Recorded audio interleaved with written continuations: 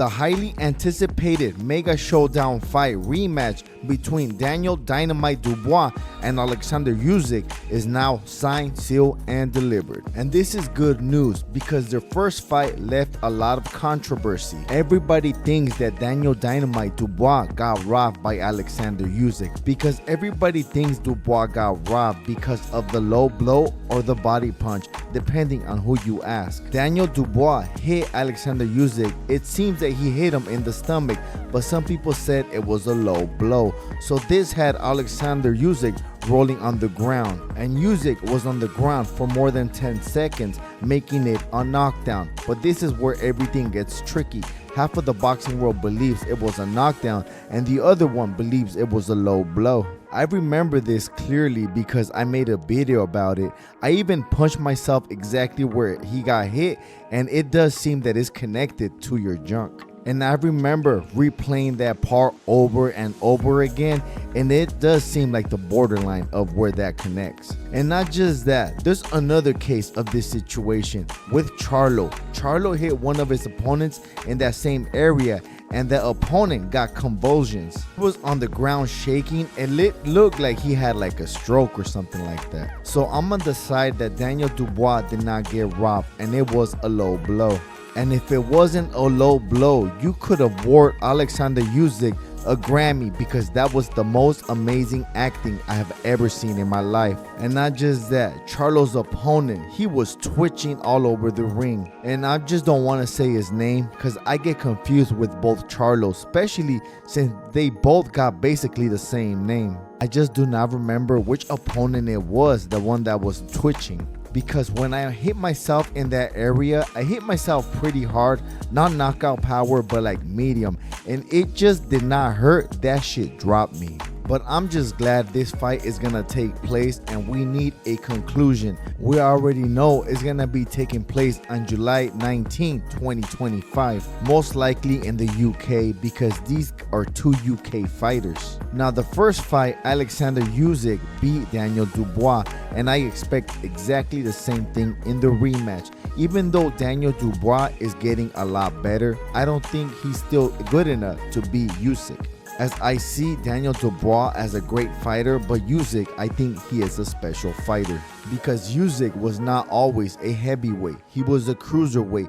Then he moved to from cruiser to heavyweight. Now in today's standards, Oleksandr Usyk is a small heavyweight, but back in the day, he would have been like a normal heavyweight. Now Oleksandr Usyk is only 6'3", and he beat the champion that was 6'9" in Tyson Fury. Now it's very hard for a cruiserweight to go up in weight and actually fight the best fighter, Tyson Fury, and actually beat him. Now Tyson Fury is not the biggest fighter ever, but he is 6'9", and that is a big dude. But the biggest fighter ever, I believe, was the Russian giant Nikolai Valuev.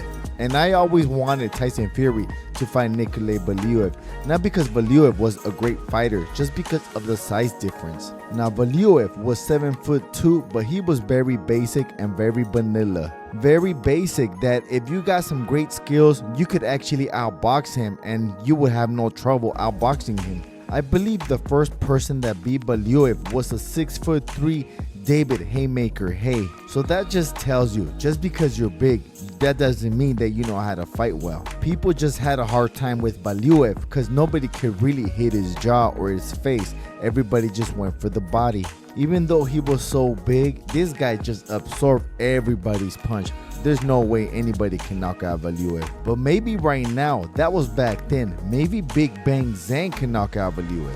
But I digress from my point. We were talking about Daniel "Dynamite" Dubois versus Oleksandr Usyk. And I cannot wait for this fight because the first fight was pretty good. But it's kind of hard to beat Chris Eubank Jr. versus Conor Benn, as that is one of the best fights I've ever seen in my whole life. For sure is the best fight I have ever seen in real time, me watching the fight. But to me, before this fight happened, to me the best fight ever was Ali Frazier 1 and Ali Frazier 3, because these guys went for 15 rounds in that type of pace. Now, I also like Miguel Cotto versus Antonio Margarito 1, but these great fights like Eric Morales versus Manny Pacquiao, you could tell it was just competitive and they had a great skill. Don't get me wrong, these fights were amazing, but Ali Frazier 1 and Conor Benn versus Chris Eubank Jr., you could tell these fights were different and they were doing it for something else, not just for a belt or just to be the best. These guys hated each other. Ali and Frazier, that is. But Conor Benn and Chris Eubank Jr. were doing it for the legacy of their fathers. You could feel the hate between Ali and Frazier and the punches they were catching and throwing. I'm not even lying. If I show anybody Ali and Frazier 1, they always finish this fight and they're always entertained. If you guys like Conor Benn versus Chris Eubank Jr., you guys are gonna love Ali Frazier 1 and Ali Frazier 3. But that's all, folks. And I ain't the biggest, I'm the baddest. And if you wanna hop on your boy, throw $1 at the super thanks. I got a roll. Peace. I shook up the world! I shook up the world! I shook up the world!